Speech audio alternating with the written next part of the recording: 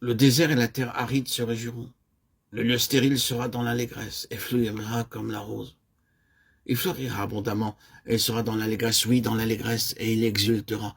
La gloire du Liban lui sera donnée, la magnificence du Carmel et du Saron. Ils verront la gloire de l'Éternel, la magnificence de notre Dieu. Ésaïe 35, 1, 2.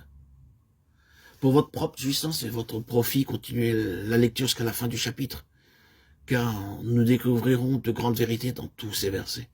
La rose est parmi toutes les fleurs, celle qui nécessite le plus de soins pour prospérer. Vous ne verrez pas beaucoup de belles roses dans les jardins, car elles requièrent beaucoup de soins, d'attention, de surveillance et de connaissance.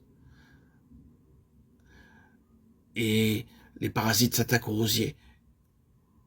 Certains ne fleurissent pas. Et cependant, la rose est la plus belle de toutes les fleurs, à condition d'être bien surveillée, soignée. Dieu dit, le lieu stérile fleurira comme la rose. J'ai vu dans des jardins de magnifiques roses que tout le monde admirait. Avant d'être venus au Seigneur Jésus-Christ, nous ressemblions à un désert et nous n'avions pas la moindre espérance de pouvoir porter des fruits. Le désert ne recèle aucune fleur, pas même la plus ordinaire.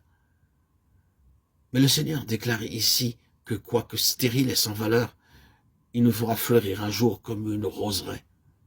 Le Seigneur Jésus-Christ lui-même est notre jardinier.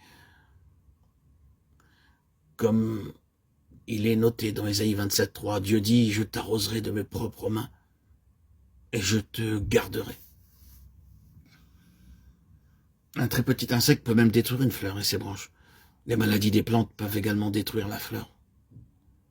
Aussi, le jardinier doit-il protéger les feuilles, les fleurs et en même temps la plante des chaleurs ou des froids excessifs. De même que le jardinier protège la plante, ainsi notre Seigneur nous protège spirituellement du froid intense, de la chaleur extrême et d'autres dangers qui assaillent ses enfants. Les roses exigent aussi de l'eau, au moins 3 fois par jour, mais le Seigneur dit des siens, je l'arroserai à chaque instant, non seulement 3 fois par jour, mais à chaque instant. C'est ainsi que nous allons devenir comme un jardin de roses, plein de fleurs.